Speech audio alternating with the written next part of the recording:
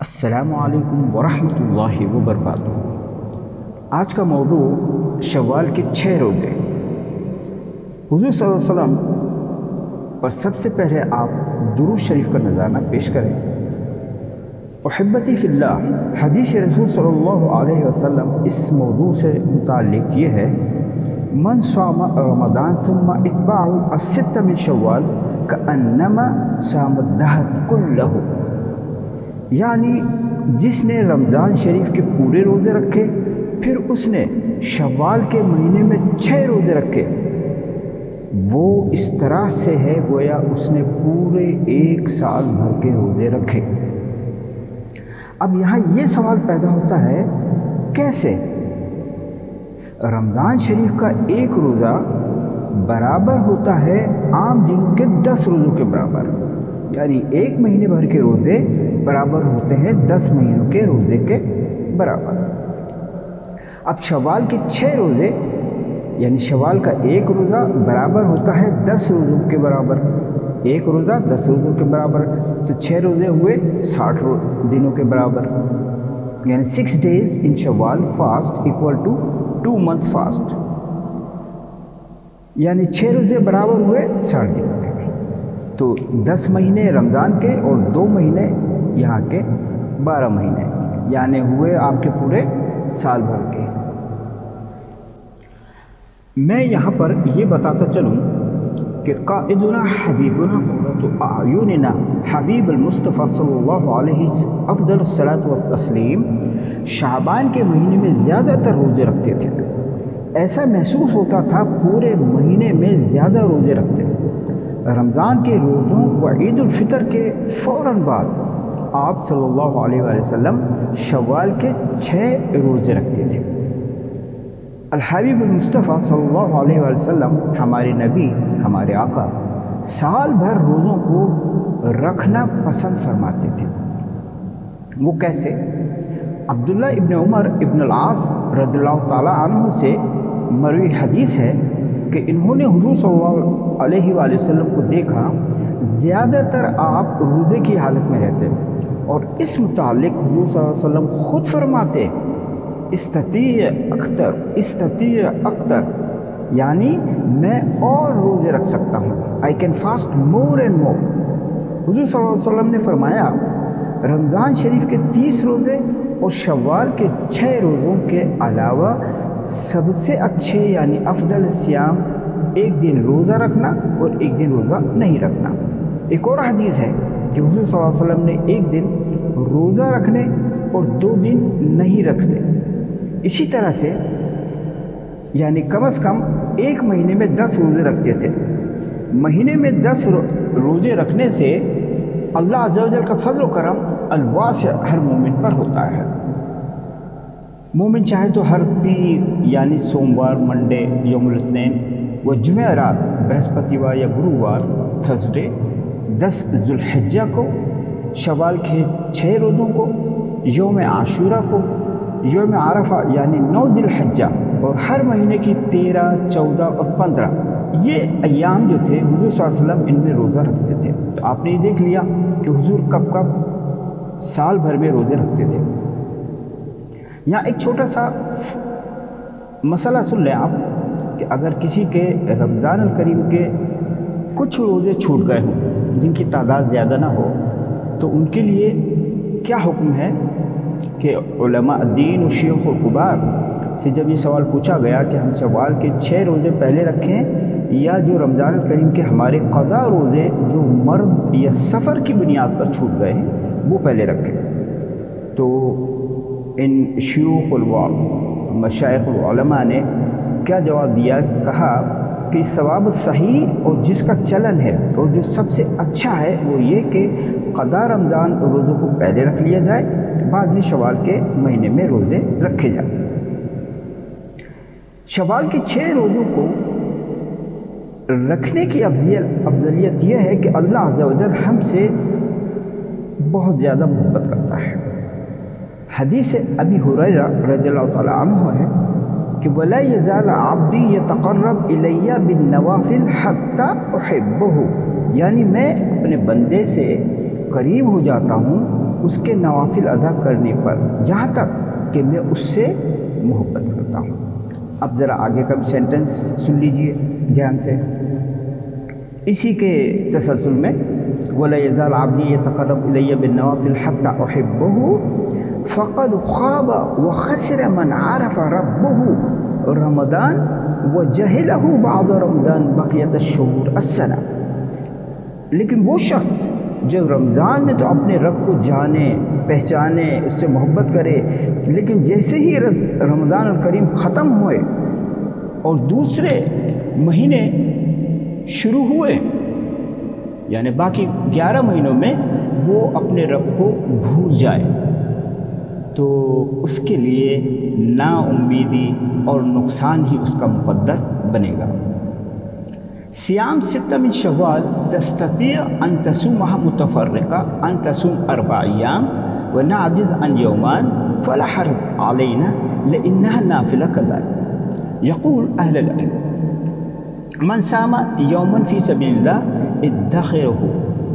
اہل العلم کا یہ ماننا ہے کہ جس نے ایک دن کا بھی اللہ عز و جل کے واسطے روزہ رکھا، اس نے اپنے ثواب کے جمع حساب میں اضافہ کر لیا، ادخرہ، یعنی اس نے اپنا حساب کتاب جو ہے اللہ تعالیٰ کے یہاں پر بڑھا لیا اس نے۔ یعنی ان 6 روزوں کو الگ الگ طریقے سے آپ رکھ سکتے ہیں، دن کے جیسے 4 روزے رکھ لیے پہلے آپ نے، پھر 2 دن کی چھٹی لے لی، پھر 2 دن کے بعد میں پھر روزے رکھ لیے، پھر 1 دن کا 1 روزہ رکھا، پھر 1 چھٹی لے لی، پھر آپ کی مرضی ہے، آپ ایک ساتھ 6 روزے رکھیں عید کے فوراً بعد، یا 4 ایک رکھ لیے پھر 2 ایک رکھ لیے، وہ آپ کی مرضی ہے، لیکن آپ کو شوال کے مہینے میں ہی ان کو رکھنا ہوگا۔ میرے پیارے بھائیوں اور بہنوں، میرے بزرگوں، ہماری عمریں، ہماری زندگی، ہر دن ہم موت کے قریب ہوتے جا رہے ہیں، زندگی بمعنی تنگ ہوتی جا رہی ہے، اور یہ وقت بہت تیزی سے بڑھتا جا رہا ہے، تو ہمیں اپنی آخرت کی پرواہ کرنی ہوگی، ہمیں وہاں کے لیے اپنا اکاؤنٹ ایکٹیو رکھنا ہوگا، یعنی فَلَنَدَّخِرُهُ لِآخِرَتُنَا۔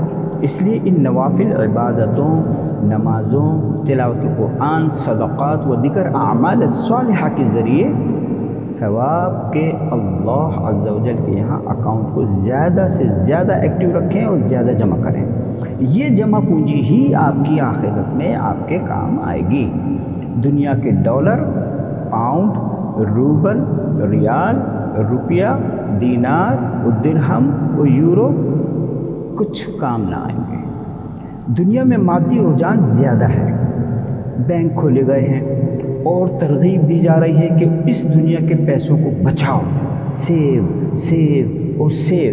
یہ دنیاوی دولت جو کہ صرف اسی دنیا تک محدود ہے، آپ کے ساتھ نہ جائے گی، ہاں ساتھ آپ کے نامہ اعمال میں جو ریکارڈ نیکیاں ہیں وہ جائیں گی، اور اس پر بھی فضل الہی اللہ عز و جل کا اگر رہے گا۔ فَلَنَدَّخِرَهُ لِآخِرَتُنَا عِنْدَ رَبِّ الْعَالَمِينَ۔ یہی نوافل، تلاوت القرآن، تحفیظ القرآن، نمازیں، صدقات، اعمال صالحہ ہی آپ کی حقیقی سیونگز ہیں۔ یہ سب نیک اعمال ہمیں تقویٰ کی طرف لے کر جائیں گے۔ یہ تقویٰ آپ کو ان حالات میں جب زندگی میں روحانی اور جسمانی تپش آپ کے وجود کو جھلسا رہی ہوں، ایسے میں یہ تقویٰ آپ کے اوپر ایک سایہ نما امبریلا، ٹھنڈک، چھاؤں فراہم کرے گا۔ یہ تقویٰ آپ کو ایسے تپش و گرمی سے دور رکھے گا جیسے ایک چھوٹا بچہ ماں کی گود میں ہوتا ہے، جب سورج کی تپش و گرمی اسے جھلسا دیتی ہے تو ماں کے روپ میں اللہ عز و جل کی ممتا اپنا جو کام ہے وہ شروع کر دیتی ہے۔ ماں اس بچے کو اپنے جسم سے ڈھک دیتی ہے، ماں خود تپش برداشت کرتی ہے لیکن اپنے بچے کو گرمی وہ تپش لگنے نہیں دیتی۔ سبحان اللہ۔ تحقیق تقویٰ سے آپ کو، ہم سب کو روز محشر میں معلوم ہوگا، اس دن اللہ عز و جل آپ کو ٹھنڈی چھاؤں میں خوش و خرم رکھے گا۔ اللہ عز و جل کی طرف اس کی خاطر جس نے یہ نوافل کے روزے رکھے محتسبا اللہ عز و جل کا قرب اس کو حاصل کرنے کے لیے، یعنی اللہ عز و جل کے قرب حاصل کرنے کے لیے یہ نوافل روزے رکھے جا رہے ہیں، نوافل عبادتیں کی جا رہی ہیں، تو انشاءاللہ اللہ کریم اس کو آگ سے یعنی جہنم کی آگ سے دور کر دے گا۔ آگ کی مانند دل و دماغ میں دہکتی رہتی ہے ہر انسان میں، کیا؟ فتنہ و فتور، یہ آگ کی طرح سے دھڑکتی رہتی ہے، دہکتی رہتی ہے، یہ بری عادت ہے۔ اللہ عز و جل اپنے محبوب بندوں کو 70 سالوں تک فتنہ و فتور کی اس دہکتی آگ سے محفوظ رکھتا ہے جو نوافل ادا کرتے ہیں۔ اس آگ کو ٹھنڈا رکھتا ہے۔ کون سی آگ؟ فتنہ و فتور کی جو آگ ہے، جو دماغ میں دل میں جو دھڑکتی رہتی ہے، اس کو اللہ عز و جل 70 سالوں تک ٹھنڈا رکھتا ہے۔ انسان مومن کول اور کام طبیعت پاتا ہے۔ کون؟ جو نوافل یعنی جو شوال کے روزے ہوئے، 9 ذی الحج کا ہوا، 10 ذی الحج کا ہوا، 13، 14، 15، اور جو میں نے آپ کو احادیث سنائی ہیں اس کے مطابق اگر وہ جو لوگ نوافل ادا کریں گے تو اللہ تعالیٰ کا قرب انہیں حاصل ہوگا۔ تو ہمیں ان نوافل عبادتوں کو اپنانا ہوگا۔ اسأل اللہ العظیم رب العرش العظیم ان یجعلنی و ایاکم من هذه الطاعة، رب العرش العظیم سے یہ دعا کرتے ہیں کہ وہ آپ کو اور ہمیں اللہ عز و جل کی اور اس کے حبیب محمد مصطفیٰ صلی اللہ علیہ وسلم کی اطاعت پر چلنے والا بنا دیں۔ قال تعالی لعلکم تتقون، تقوی کے ہائیسٹ سب سے اونچے مرتبہ لیول کو حاصل کرنے کے بعد جو جسمانی اور روحانی خوشیاں حاصل ہوتی ہیں، جو لذتیں میسر ہوتی ہیں، ان کا مقابلہ ان لوگوں سے جنہیں اہل المعصیہ کہتے ہیں۔ اہل المعصیہ کون لوگ؟ جو لوگ دنیا کے عیش و عشرت، دنیا کی لذتوں میں کھوئے ہوئے ہیں، ڈوبے ہوئے ہیں، ان سے بالکل بھی ہم کمپیئر نہیں کر سکتے۔ اہل المعصیہ گنہگار لوگ ہیں، گناہوں کے سوداگر ہیں، ان کی لذتیں دائم نہیں ہیں، ٹیمپرری ہیں، 4 دن کی چاندنی ہے پھر اندھیری رات ہے۔ یہ اہل معصیہ جو پوری زندگی بیکار اور بکواس باتوں کے پیچھے دوڑتے رہتے ہیں، انہیں آخر میں حاصل کیا ہوگا؟ 0 سناٹا، دکھ، درد، بے عزتی، بے برکتی، رزق میں تنگی، آپس میں من مٹاؤ، سینے میں جکڑن، مختلف بیماریاں ان کو جکڑ لیتی ہیں، سکھ چین سب چھن جاتا ہے، زندگی میں نا امیدیاں مذاق اڑاتی ہیں اور زندگی بربادی کی طرف چلی جاتی ہے۔ اس لیے میرے پیارے مسلم بھائیوں اور بہنوں، انسان مومن کو اپنی زندگی میں مولا عز و جل کے قریب ہو جانا چاہیے۔ اور اس کی کنجی کیا ہے؟ اس کی کنجی کہاں ہے؟ اس کی کی کیا ہے؟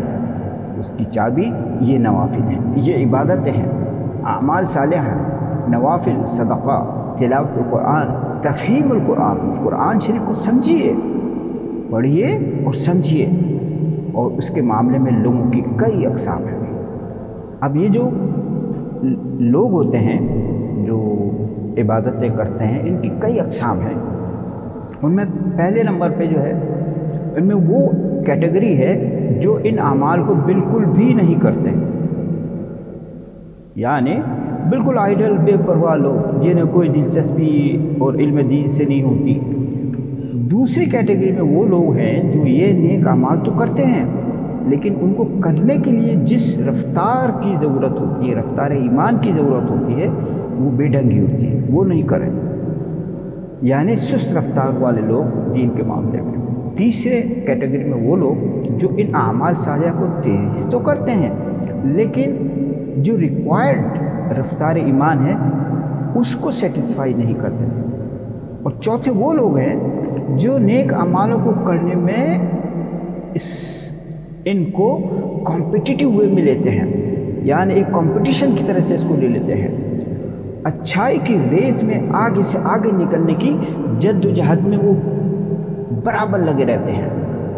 ہم سب کو ان جیسا بننا چاہیے، جو یہ چوتھی کیٹیگری کے لوگ ہیں، ہمیں ایسا بننا چاہیے۔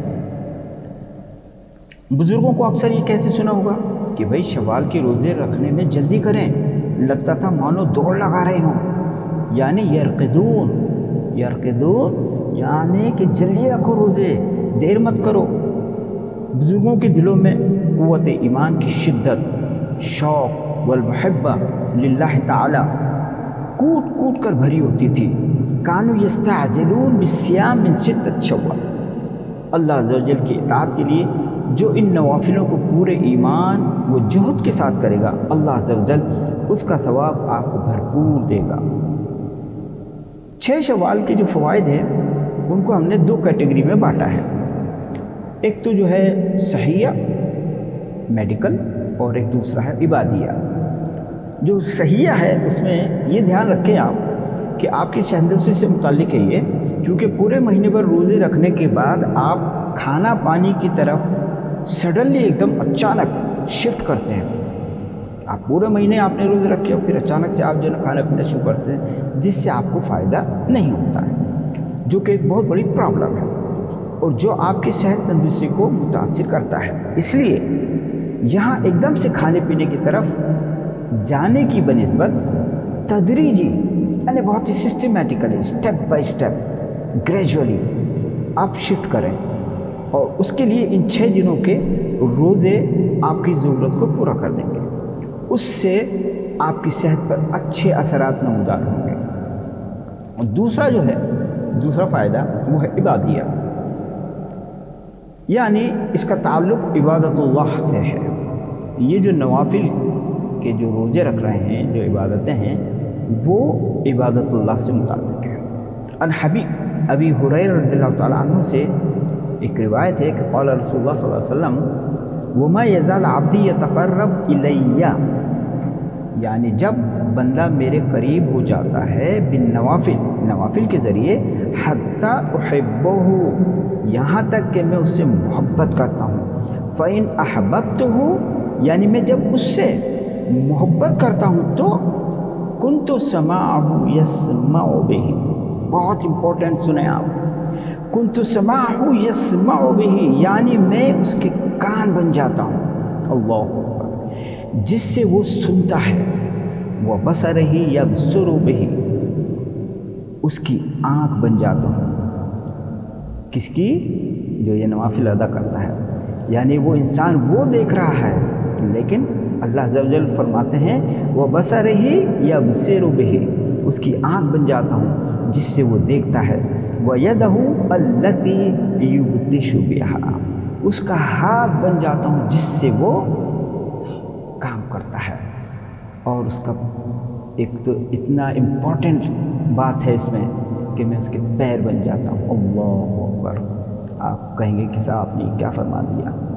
آپ جائیے اس حدیث کو پڑھیے، سمجھیے، تو آپ کو نوافل ادا کرنے کی جو امپورٹنس ہے وہ معلوم ہو جائے گی۔ میں سمجھتا ہوں کہ آج کا یہ موضوع آپ کے سامنے میں نے رکھا، آپ کی سمجھ میں آیا ہوگا، اور انشاءاللہ ابھی تک اگر آپ نے شوال کے روزے نہیں رکھے ہیں تو آپ برائے کرم رکھ لیجئے، 6 روزے ہیں، ایک ساتھ رکھ لیجئے، کوئی زیادہ لمبا کام نہیں ہے۔ وآخر دعوانا ان الحمد للہ رب العالمین، والسلام علیکم ورحمۃ اللہ وبرکاتہ۔